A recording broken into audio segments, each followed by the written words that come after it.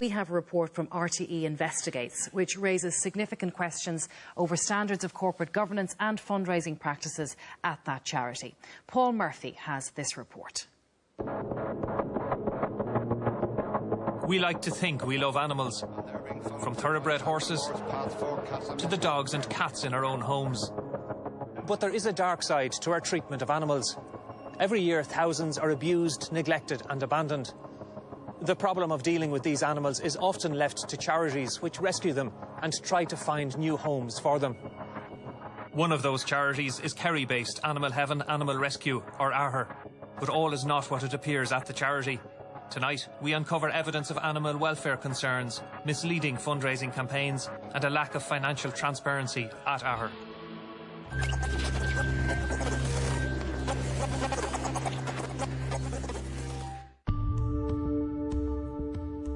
Animal Heaven Animal Rescue is one of the busiest and best-known rescue centres in Ireland. Set up in 1991, it mainly looks after dogs and horses. According to its website, the charity rescues over 1,600 animals per year. The founder is Suzanne Gibbons, who was given the Irish Collar Community Champion Award in 2013 for her charity work. Until last month, the charity claimed to be 100% run by volunteers. It was stated on its Facebook page that Miss Gibbons works on average 18 to 20-hour days, 7 days a week, and claimed she never takes a wage and lives on not much more than fresh air. Suzanne Gibbons has repeated the claim that AHAR is 100% volunteer-run in a radio interview. Listen, I know you guys are always looking for help because you're voluntary, and I know you get a small donation from the state every year, but you do rely on people's donations. We're a complete voluntary-run organisation. Yeah. We just rely on donations 24/7. And it's really a tough thing to do because I know... AHAR may claim to be a volunteer-only organisation, but these documents show Suzanne Gibbons as being officially paid a salary of €320 per week. Documents show too that her weekly rent of €120 and other expenses have been paid from charity funds.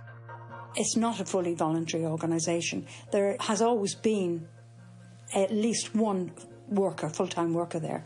But when I left, there was 2 full-time workers, and Suzanne Gibbons herself gets a wage as well. It's actually misleading the public if you say nobody is paid or certain people aren't paid, when in actual fact the charity is funding them to do that work, and would actually cause me to look more closely at your activities. Neither Suzanne Gibbons nor members of the charity's executive board made themselves available for interview. But Suzanne Gibbons told us in a letter that my salary is €16,500 per annum, plus board and expenses, which I respectfully submit is extremely low for any manager position. Well, it's very important that charities are truthful with regard to the claims that they're making about their work.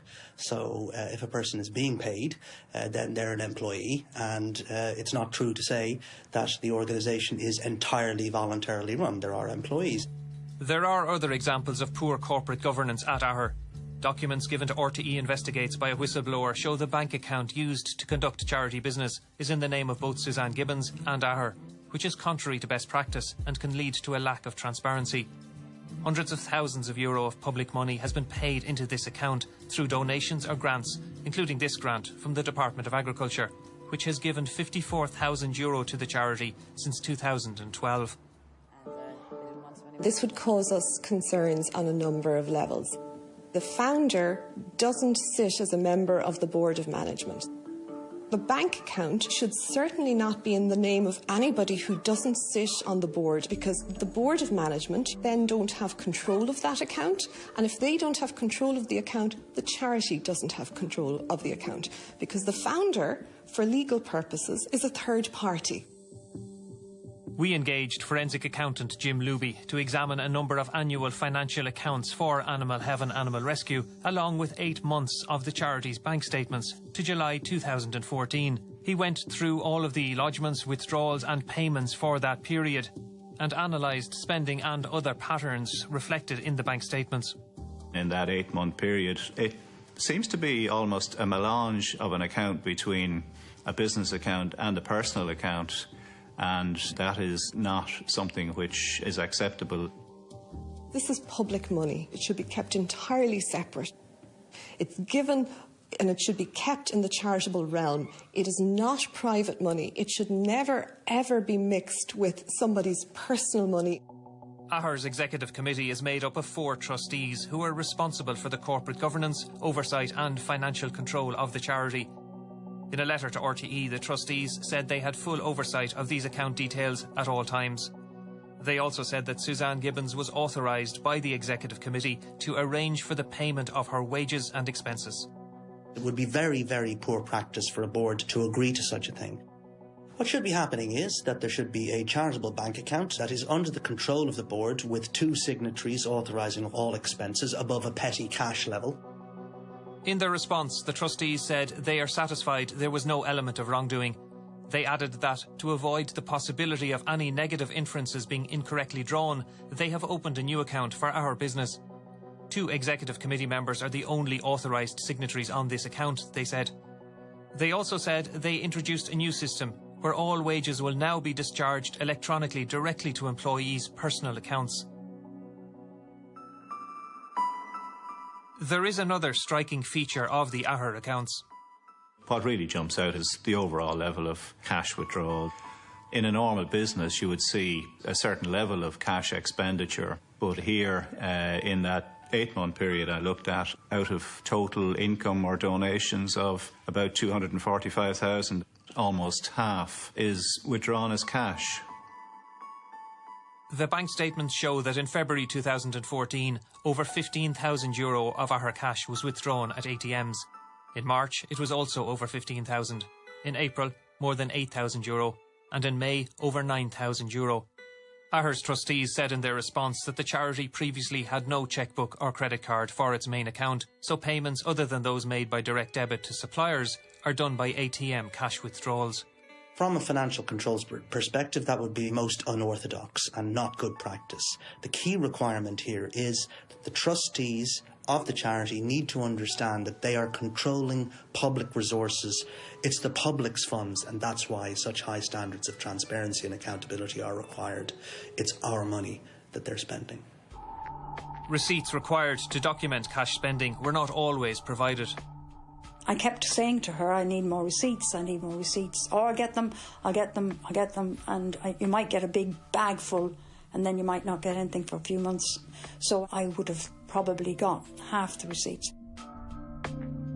In their response, AHAR's trustees said they do not accept that receipts were not provided to the Treasurer. They also said that there have been a small number of payments for which receipts could not be obtained, but these have been properly recorded.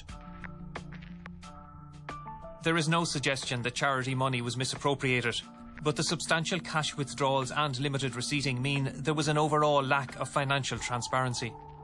It's not transparent at all. An organisation, whether it's a charity or anything else, is obliged to keep proper books and records. Proper books and records includes maintaining evidence of what you have spent the money on, which you can present to the board, you can present to your auditors, you can present to the revenue commissioners as required. Much AHAR fundraising is done through its Facebook page, which boasts over 185,000 likes. Donations are regularly sought from the so-called AHAR army of Facebook followers to rescue animals from fairs and livestock dealers. These animals are not rescued in the commonly accepted sense. They are purchased. This is a controversial practice. The ISPCA feels that the purchasing of animals as a form of rescue is counterproductive. If you have an objection to people selling animals in a particular environment and you want to limit it or stop that, well, purchasing them isn't going to achieve that. It just perpetuates the problem. AHAR calls some fundraisers code reds, emergency call-outs to supporters for funds to rescue animals. Here's one example from July, phrased in rousing language. Code red. We've just been alerted to 15 equines who need to be saved and transported to AHAR. As normal, we've made no promises, only we will take what we can as we raise the funds. This mission will really test our army, and we'll have to fight harder and longer until the last one is home and safe. Christina from England was quick to respond. Small donation sent. Come on, everyone. We can all spare a little bit, please. Gillian followed with €100 donated via PayPal from the UK. I hope you can save them all. XXX. And Jackie from Limerick. Donation made. Pure luck it's today. Payday for me. Go get 'em. As the Code Red gathers pace, videos of equines are gradually put online. These are presented as if they were brought in as the charity raises funds to pay for their transport. In this video put online in the evening of July 22nd, Suzanne Gibbons describes the ponies as if newly rescued and brought to the charity. The first little one is here. We won't ask him to walk too much, but I just want you to see what we see. Poor little lad. Next we have number 5. Lovely little colt foal. Poor little sad, he's a sore eye. This is number 6. Gorgeous little pretty filly Shetland. As of now, she doesn't have a sponsor. But what donors were not told is that when AHAR was seeking money to buy these animals and transport them, they were already purchased and on the grounds of the charity. These pictures, showing 3 of the animals at the AHAR premises, were sent to a volunteer by Suzanne Gibbons just after midnight on July 22nd, more than 9 hours before the charity requested public donations to rescue them. The animals shown in the pictures are the same as the equines supposedly rescued later that day and posted in videos online. If I was somebody who had donated to this, I would just feel so let down and I would feel hurt, because trust is what underpins this sector. And if you don't have that trust in who I am giving to and how they are reporting on that hard-earned money that I've donated, you know, what do you have? So that is completely unacceptable, and it is not how the charity sector operates, because the vast majority of charities would never, ever, ever operate under those standards. The charity's executive committee told RTE that the equines were secured prior to issuing the Code Red, but not paid for. They also said that if payment were not made, the owner would demand their return and they would be transported for slaughter. But RTE Investigates has seen evidence which calls into question whether horses were genuinely being rescued in many other Code Reds as well. The evidence suggests that in the vast majority of cases, the horses were in fact not in danger of slaughter or abuse. They were simply purchased from dealers and subsequently shown on Facebook in an effort to create the impression that a major rescue operation was underway. So how much money does AHAR take in fundraising? It is substantial. Audited accounts for 2013 to 2015 inclusive show the charity received more than €1 million in funding and donations in that 3-year period. Auctions, direct debits, text donations all add to the charity's funds. Much of the revenue, however, comes from donors abroad via PayPal, an online payments company. Records seen by RTE Investigates show that well-wishers donated an average of €12,000 per month via PayPal alone in 2015. But in the first 3 months of 2016, this jumped to an average of €32,000 per month. A former trustee familiar with the charity's finances spoke to us anonymously. I think 46,000 came in February alone, and that was just through PayPal. That wasn't counting Irish bank donations, UK bank donations, text donations, cheques for postal orders in the post. A donkey just couldn't contain his joy and broke out in a large grin after he was rescued from... The jump in donations came after the charity was profiled both nationally and internationally over a year ago, when it pulled a donkey from flooding in a genuine rescue. Suzanne, what was lovely was the picture that went viral. Literally a smiling donkey. Yes. Well, listen, well done to you, and he's brilliant and he's on the mend. Thanks for having us. Yeah, and just before you go, Suzanne, you do a lot of work with animals there, don't you? Yeah, the rescue centre is Animal Heaven Animal Rescue. It's in Castleisle, County Kerry. And we're always looking for volunteers. Like, we'd always have over maybe 100 horses in our care, always about 90 dogs. But we do other animals as well. The increased profile means more potential donors. While most donations range from a couple of euro to hundreds of euro, one donor gave €324,000, most of which was used to help buy the charity's premises and 37 acres of land in 2014. Later that year, the donor wrote a letter to the charity stating they were withdrawing any further support. In the letter, the donor criticised a lack of transparency at the charity. Accounts for 2014 have not been made available as agreed, the letter said, and neither has there been any evidence for planned budgets. The charity's biggest donor also had concerns about animal care at AHAR. An inspection report shared with the charity by the donor in July 2014 concluded that there was a low quality of life for animals in AHAR, that care for dogs was sporadic, and there was an imbalance between the number of animals rescued and those that the charity is equipped to handle. AHAR also lost a patron in 2014. Sharon Shannon, the charity's most high-profile fundraiser and donor, had become concerned about poor care for animals there. There was just far too many unanswered questions, mostly about various different animals. And she was an expert at avoiding answering questions that she was uncomfortable with. The treatment of animals had been a concern to the Department of Agriculture, which in April issued an animal welfare notice in relation to 3 equines, stating it believes that Suzanne Gibbons may have or may be in contravention of sections of the Animal Health and Welfare Act relating to causing unnecessary suffering and the prohibition on neglecting or being reckless regarding animal health and welfare. The Department of Agriculture told RTE Investigates that the animal welfare notice was acted upon and the necessary attention was provided to the equines. It added that in total 4 animal welfare notices were issued to the charity in 2016, the most recent just last August. The department said the notices have been complied with or are being complied with. Reporter Niamh Walsh wrote to the Department of Agriculture looking for copies of its inspection reports. The department refused to release the reports. They wouldn't give me the reports on the basis that it was contrary to public interest. So I just didn't see how a charity that was in receipt of so much money, why they wouldn't release the reports. If there was nothing wrong, release the reports. Show everybody, show the public where their money is being spent. Like other rescue charities, AHAR has received many animals in a bad state and successfully rehomed them. In a Facebook posting, Suzanne Gibbons described her role as a rescuer. Rescuers take weak and thin animals who need a safe place with veterinary care, food and, when healthy, find them a home, she wrote. But there is evidence that some animals sent from AHAR for rehoming arrived to their new owners in a very poor condition. This collie cross was rehomed by the charity to Deirdre O'Rourke in August. On the advertisement it just said that he was a neglected case, so I was immediately attracted to him because they're the ones that's most vulnerable. They're the ones that need a home most. What the ad did not say was that prior to being rehomed, the dog had died while in AHAR care during a medical procedure and was resuscitated. In this recorded phone call given to RTE by a whistleblower, Suzanne Gibbons discusses the dog's demise. Like, truthfully, said to me that dog could be 16 years old.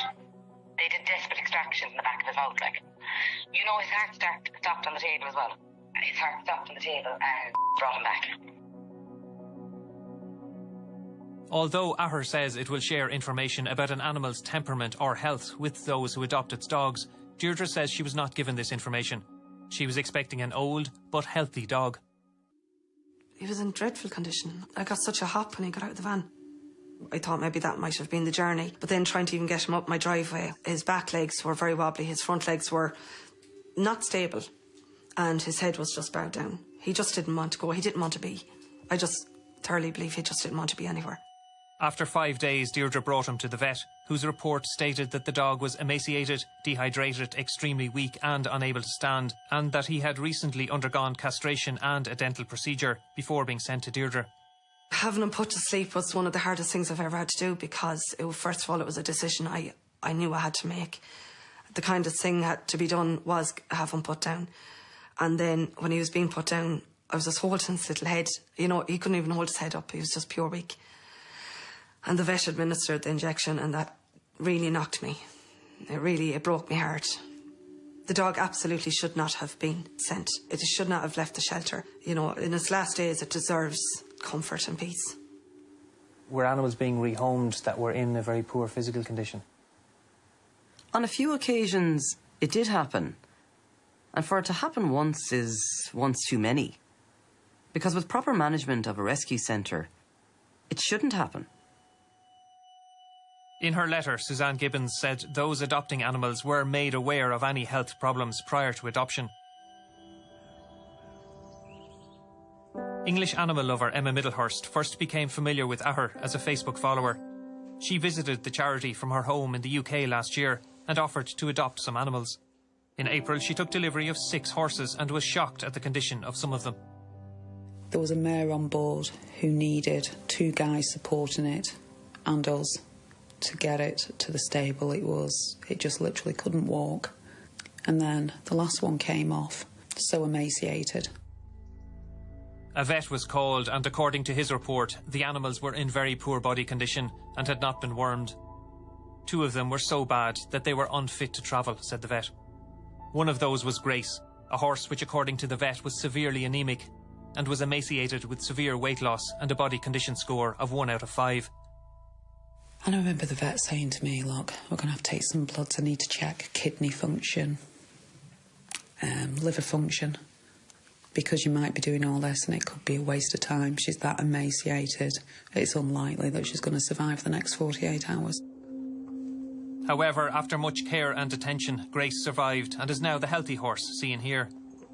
The vet report, however, also noted that neither Grace nor the 5 other horses arrived with a passport, which is a legal requirement for the movement of horses. They sent these marking sheets. They're not passports. They're how to go about getting a passport. So the minute they left Ireland, they physically left with no passports. I had no choice but to contact the passport agents in the UK, and they've registered them. It wasn't just horses. The charity had been sending dogs to the UK without a passport and without a rabies vaccination. In 2014, a vet working for AHAR warned a donor, highlighting concerns that the legal requirement of passport and rabies vaccination for dogs to the UK is not being fulfilled by the charity due to cost and low inspection rates at ports. As part of the welfare community, it's incumbent on us to set the example, we believe. You know, if the legislation is there which requires certain criteria to be fulfilled before animals can be exported, we should be complying with that. All members of the rescue community should be.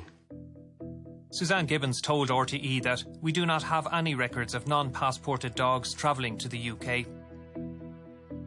While legally AHAR is overseen by a board, it appears to be very much in the control of a single individual. In another of the recorded phone calls given to RTE Investigates, Ms Gibbons discusses a suggestion from a third party for her to allow more oversight at AHAR. So, said you need to get more people on the committee and you need to act as a committee. And I said, if you think for a second that I'm ever going to ask permission from anybody to do something, it's not going to happen.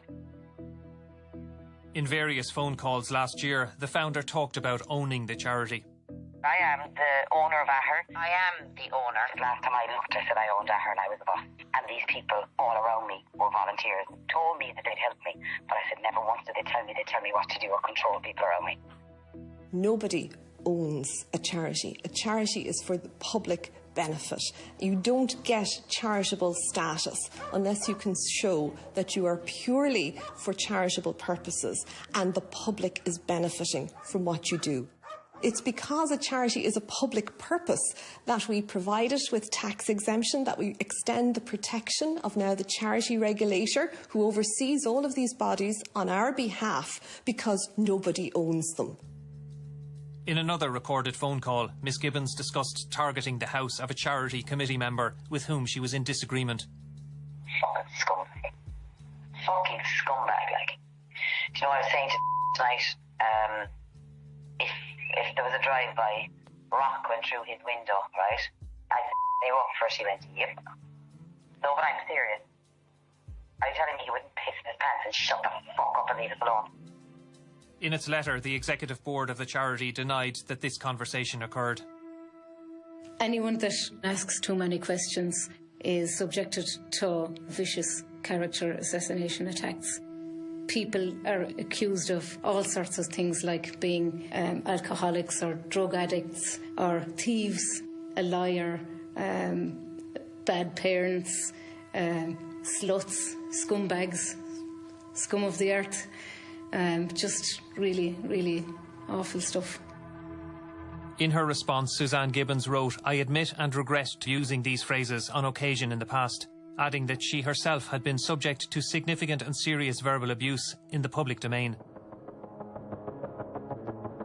The spotlight on AHAR's governance comes at a time when the wider charity sector has been working hard to regain public confidence after controversies in recent years. Let's bring it back to basic fundamental ethics. The charity sector is built on trust, and we're in a situation now where the public desperately need to have their confidence restored in the work that the charity sector are doing. And for the most part, the charity sector are 100% committed to restoring that trust, so you need to have airtight governance and structures and procedures in place. RTE Investigates reporter Paul Murphy is with me now. Paul, you have an update tonight, I understand, on that story. Sure, yeah. Just this evening, just before 7 o'clock, we got an email from the charities regulator, and he said, the regulator's office said that they've imposed sanctions with immediate effect on the charity AHAR under Section 73 of the Charities Act. Now, we knew that the charities regulator was cognizant of AHAR because we had been in touch with them in December looking for comment about the charity, but also we're aware of at least 3 detailed complaints that were made to the regulator's office over the previous year. But it seems that in more recent times they visited the charity, they assessed it, and they deemed that it wasn't in compliance with the law, specifically with regards to bookkeeping and also financial management. Now, they told the charity under Section 73 that they have to take on somebody or get somebody who has sufficient accounting experience to keep proper books of account. They have to introduce reporting so that it's easily visible to see what the income and expenditure of the charity is. And also they have to ensure, the trustees have to ensure that they scrutinise the finances on a regular basis. And in fact, the issue of financial scrutiny is supposed to be a regular fixture on the agenda of these management meetings. Now, this is the first time that the charities regulator has taken that type of action, and it's also important to say the charity trustees cooperated with him, and they admitted, or sorry, they agreed with his assessment. The situation now is they have 4 weeks to fix the problem. Yeah. Okay, Paul, thank you very much indeed for that.